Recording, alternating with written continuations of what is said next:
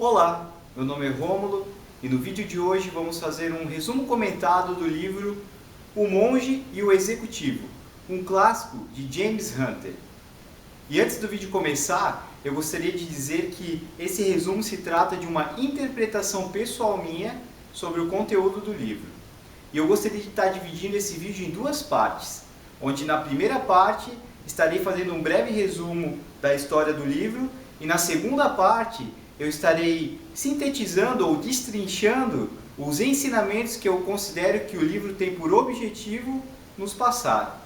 Vamos lá? Bom, o livro conta a história de um executivo chamado John. E John era um executivo muito bem sucedido. Ele ocupava uma importante posição na organização na qual ele trabalhava. Ele era um chefe de família respeitado e ele ocupava um lugar de destaque na sociedade na qual ele estava inserido. Mas quando começa a problemática da história? A problemática da história começa quando John percebe que está perdendo seu espírito de liderança. E quais são os sinais que fazem ele enxergar isso? Na sua organização de trabalho, os seus subordinados começam a se organizar, inclusive na forma de um sindicato, para ir contra as ações que John tomava na empresa. A sua família começa a entrar em colapso. Os seus filhos passam a não respeitá-lo mais como pai. E a sua mulher dá claros sinais de insatisfação no casamento. A sociedade na qual John convivia também dá sinais, como por exemplo, o time de beisebol do seu filho, no qual ele liderava, era o treinador, já o não quer mais como técnico. E também a organização religiosa a qual ele frequentava, os anciões daquela organização já não reconhecem mais em John aquele espírito de liderança que ele tinha no passado. E através da indicação desse líder espiritual e de sua esposa, ele resolve fazer um retiro espiritual. E também por recomendação do seu superior na organização na qual ele trabalhava, ele resolve fazer um retiro da recuperação do seu espírito de liderança. Então, eles indicam a ele um monastério afastado da cidade, onde ele vai passar uma semana numa imersão de recuperação da espiritualidade e do espírito de liderança. E como é que vai funcionar esse retiro? Os monges lá desse local vão dividir as atividades entre orações, recuperação espiritual e também o network, troca de experiência entre vários líderes de diversos segmentos que vão estar lá nesse mesmo retiro. E John vai conhecer líderes de diversos segmentos, como por exemplo uma enfermeira-chefe de uma equipe de um hospital, um sargento do exército, líderes da área do esporte. E a grande reviravolta da história acontece quando, voltando um pouquinho no tempo, John, na sua adolescência, na sua infância, ele era assombrado, ele era perseguido por um sonho. E nesse sonho, uma figura espiritual aparecia para ele e com uma voz estrondosa falava: encontre Simeão, ache Simeão, busque Simeão. E John pesquisava e a única pista que ele encontrou é que Simeão era um nome bíblico. E nesse retiro, um dos primeiros monges que recepciona John é chamado Irmão Simeão. E Irmão Simeão, na verdade, é Leonard Hoffman, uma figura real do mundo executivo norte-americano. Você pode até pesquisar no Google. E Leonard Hoffman havia deixado um grande legado no mundo executivo, inclusive era um dos mentores de John, era uma pessoa, uma figura na qual John se inspirou para moldar sua carreira. E John vai ter a oportunidade fantástica de conviver essa uma semana nesse retiro com Leonard Hoffman e vários outros líderes, trocando muitas experiências. E são essas experiências que Leonard Hoffman e esses grandes líderes passam para John que eu vou compartilhar com vocês na segunda parte do vídeo. Bom, a primeira grande lição de liderança que esse livro tem a nos trazer é a seguinte: existem dois tipos de liderança. É a liderança pelo poder e a liderança pela autoridade. E a liderança pelo poder, ela é uma liderança fraca, porque é uma liderança na qual um indivíduo subjuga o outro indivíduo. Eu posso dar exemplos para vocês. Por exemplo, uma liderança pelo poder através do poder do dinheiro, onde os empregados, os funcionários, eles só trabalham para o patrão por causa da remuneração, por causa que vão receber um salário no final do mês. Ou, por exemplo, uma liderança através da força, da coação. Um líder que subjuga os seus liderados pela questão da força, pelo medo. Todos esses exemplos são lideranças frágeis. Porque entenda o seguinte, quando o indivíduo sair debaixo da saia do medo, ele vai questionar a liderança pelo poder. Quando o indivíduo, por exemplo, achar outra fonte de renda, ele não vai mais aceitar ser liderado pelo antigo patrão que antes o assombrava. O adolescente, quando não mais precisar viver embaixo do teto do pai e da mãe que o oprimia, já não vai mais respeitar a sua liderança. Então a liderança pelo poder, toda liderança que um indivíduo subjuga o outro, não importa a razão, ela é uma liderança fraca. Já a liderança pela autoridade é uma liderança forte, é a liderança mais forte que existe. E eu vou dar exemplos de liderança pela autoridade para vocês. A liderança pela autoridade é aquela liderança que vem através do sacrifício do indivíduo para com o outro. Por exemplo, o sacrifício que os seus pais fizeram para te criar. Eles abriram mão de muito dos confortos que a vida podia lhes oferecer para te dar uma vida digna, para te dar os teus estudos, para te dar o teu alimento. Então você faria qualquer coisa pelos seus pais, ou por algum parente próximo que se encaixe nesse exemplo. Outros exemplos, grandes líderes como Gandhi, Mandela, Jesus Cristo, Maomé, Buda, foram indivíduos que sacrificaram a própria vida, muitas vezes, para viver pelo próximo, para dar a sua vida pelo bem-estar do próximo, para servir através do exemplo. Essas são pessoas que vão eternizar o seu nome na história, porque sempre vão haver registros da sua bondade e da sua liderança através da autoridade na linha do tempo. Então a liderança pela autoridade vem através do sacrifício e principalmente pelo amor ao próximo. Então a primeira lição de liderança é que só existem dois tipos de liderança. A liderança pelo poder e a liderança pela autoridade. E a segunda grande lição de liderança que o livro tem a nos passar é a seguinte: a liderança pela autoridade está diretamente ligada ao amor ao próximo. Só que o amor ao próximo tem muito mais a ver do modo como você age para com o próximo do que pelo sentimento que você cultiva pelo próximo. E essa é a grande sacada. Você não precisa alimentar um sentimento de amor para com o próximo, porque eu sei, e você também sabe o quanto isso é difícil, você se afeiçoar a uma pessoa que você não se relaciona. Às vezes nós temos dificuldade de se afeiçoar com a própria família, não é verdade? Então, o segredo é, as pessoas que conseguem alcançar a liderança pela autoridade, conseguem tratar o próximo como elas gostariam de ser tratadas. Isso é uma coisa muito simples e ao mesmo tempo muito difícil. Esse é o grande segredo da liderança pela autoridade. O amor ao próximo, que é o primeiro mandamento de Deus, quem segue o cristianismo, amar a Deus sobre todas as coisas e ao próximo como a si mesmo, é o grande segredo da liderança pela autoridade. E Jesus Cristo, quer você acredite ou não, foi o maior líder que já existiu. Porque o sacrifício dele para com o próximo, o amor dele para com o próximo, já duram, suas histórias, mesmo na simplicidade, já duram mais de 2000 anos. Foram registradas e são seguidas por mais de 2000 anos. E a exemplo de Jesus também temos Maomé, Buda, mais recente, o Mandela, Madre Teresa de Calcutá, foram grandes exemplos de amor ao próximo, de sacrifício ao próximo.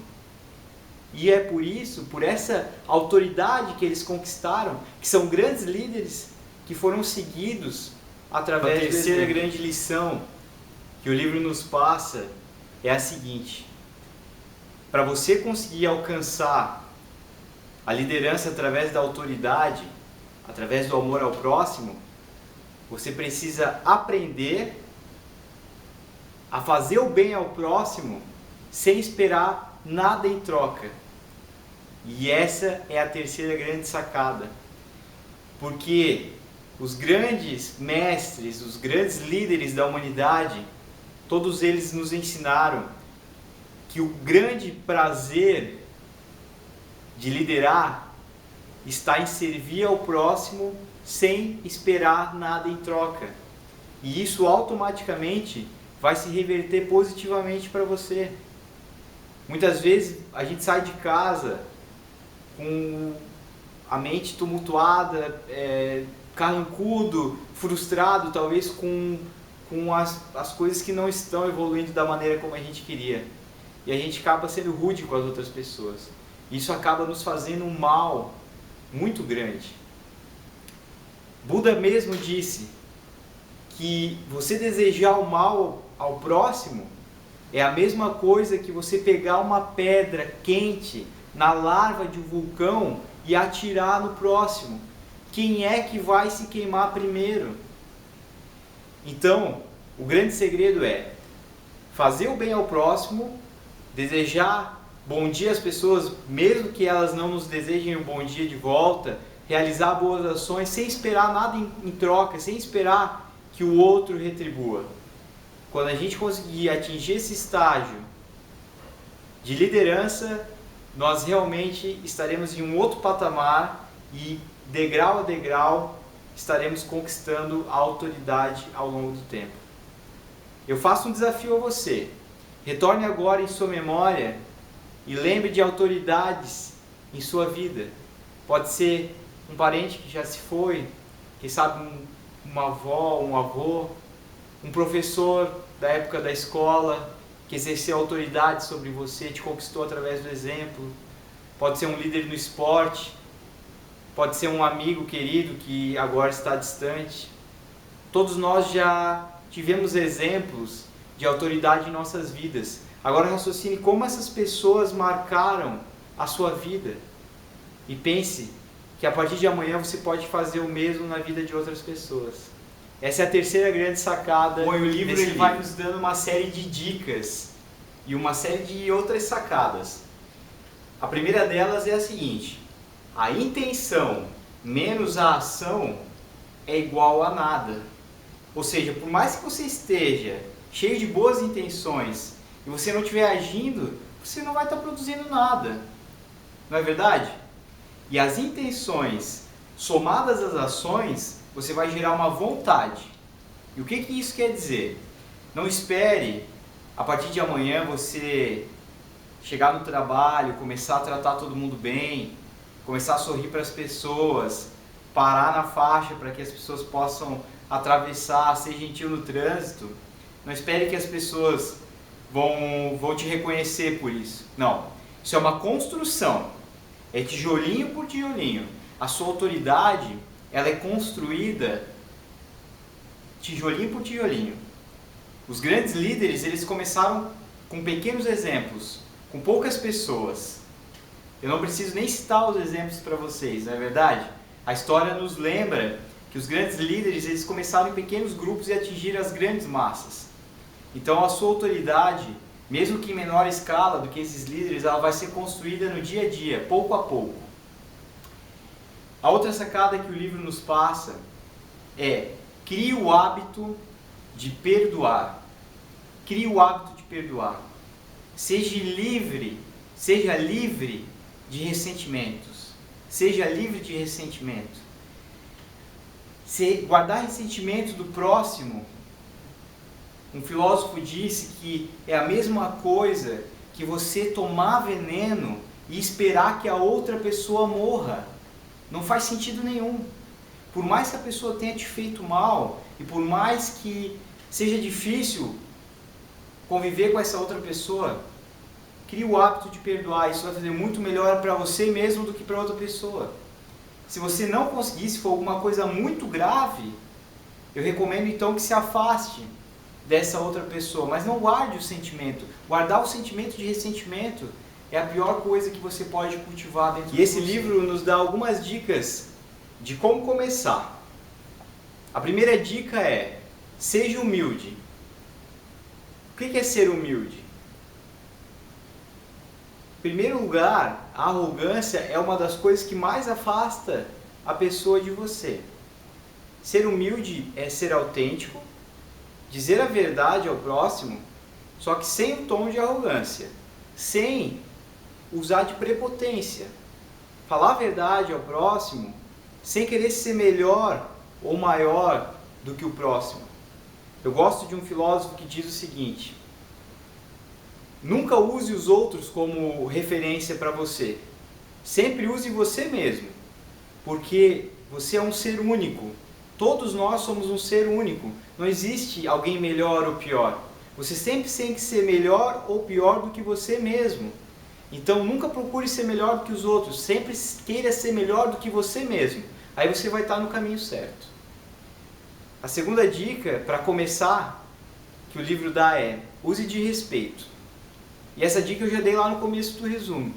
Não existe nada melhor, nada mais fácil de usar de respeito do que tratar o próximo como você gostaria de ser tratado. Tratar o próximo como se ele realmente fosse alguém importante para você. A terceira dica é: seja honesto. E essa dica pode parecer meio óbvia, mas eu vou te dar uma sacada muito interessante. A principal pessoa que você tem que ser honesto é consigo mesmo.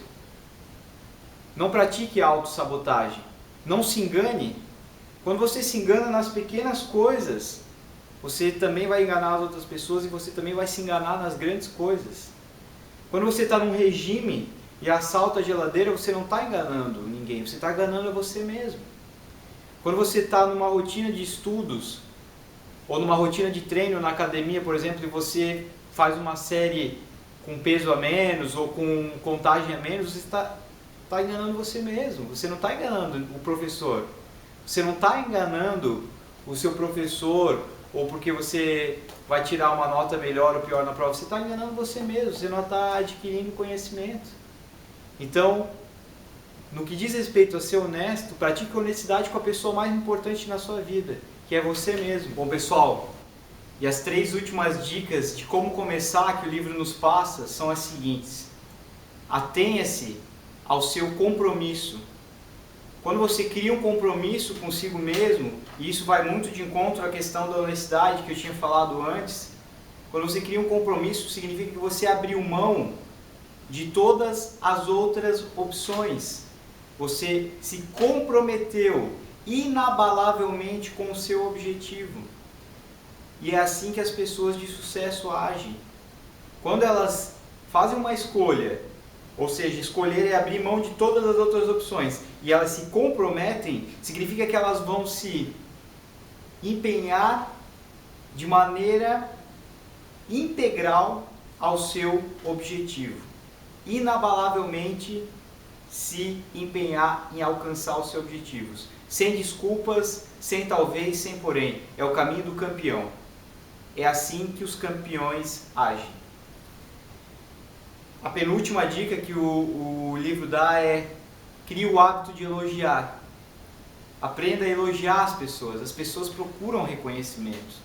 Os seus subordinados, seus filhos, as pessoas que convivem com você, elas procuram o reconhecimento. Só que faça isso de forma eficiente. Existe um estudo norte-americano feito pela Marinha dos Estados Unidos que diz que, ao serem elogiados os pilotos dos caças da Marinha, eles diminuíam o seu desempenho nas manobras em X%. E é por isso que o exército era tão rigoroso, sempre criticando, porque sempre aumentava o desempenho do comandado, né? No caso do soldado. Só que, porém, as coisas têm que ser feitas num bom senso. As pessoas, na sua essência, elas procuram reconhecimento. Normalmente elas fazem o que fazem em busca do reconhecimento, não em busca do dinheiro ou em busca de alguma recompensa banal. Elas buscam o reconhecimento. E a última dica é que os grandes líderes, eles não são só feitos de amor e de elogio. Eles sabem repreender os seus subordinados. Jesus Cristo, o Mandela, o Gandhi, Buda, eles não eram puro amor, eles não eram só elogios, eles sabiam repreender os seus subordinados. Os grandes líderes que marcaram seu nome na história, eles sabiam corrigir os seus subordinados na hora certa através da repreensão, porque a repreensão também é um ato de amor. Significa você tirar a pessoa de um caminho torto, de um caminho que vai levar ao fracasso e colocar ela no caminho da vitória, no caminho do sucesso. Então aprenda a repreender. Você tem que aprender a fazer isso da maneira eficiente, ou seja, jamais na frente dos outros. Sempre procure corrigir as pessoas de forma individual e pessoal e de uma forma sensata, que a pessoa entenda o motivo pela qual ela está sendo repreendida. As pessoas, elas têm compreensão das coisas, não são igual aos animais que você briga com ele não entende o motivo e daqui a pouco ele está fazendo a mesma coisa. Se você conseguir explicar para a pessoa que ela está sendo repreendida por um motivo específico que vai levar ela ao caminho do sucesso, ela vai assimilar essa repreensão e ela vai entrar no caminho do sucesso. Bom, pessoal, por hoje era isso. Eu recomendo de forma muito especial esse livro, O Monge e o Executivo, uma história sobre a essência da liderança, de James Hunter. É um best-seller que deve estar na sua lista de leitura, na lista de leitura de qualquer um. Meus grandes mentores, as pessoas que eu me inspiro, os grandes filósofos, administradores, empreendedores, eles leem esse mesmo material que eu estou resumindo para vocês. Então não se atenha a esse resumo. Leia o livro, busque outras fontes de material. Por hoje era isso. Eu vou me despedindo aqui. O meu nome é Rômulo César e antes de ir embora eu gostaria de te pedir para que se inscrevesse no meu canal, curtisse o meu vídeo, compartilhasse com seus amigos nas redes sociais, deixasse um comentário. De repente eu gostaria que vocês deixassem os comentários de quais são os livros que vocês querem, os resumos comentados ou sacadas de algumas coisas do empreendedorismo que vocês querem, principalmente no que eu puder ajudar no marketing digital ou sacadas de administração mesmo. E eu vou estar postando vídeos toda semana e cada vez mais vídeos. Eu estou com um projeto de postar 2 vídeos por semana, um mais longo, com resumo comentado, um conteúdo mais pesado e um segundo livro com conteúdo mais leve, uma sacadinha, uma dica rápida para que os meus vídeos sejam mais dinâmicos e não sejam com material tão denso, tão pesado, que eu sei que é complicado de assistir todo. Eu te agradeço muito, eu me despeço aqui, meu nome é Rômulo César e até a próxima.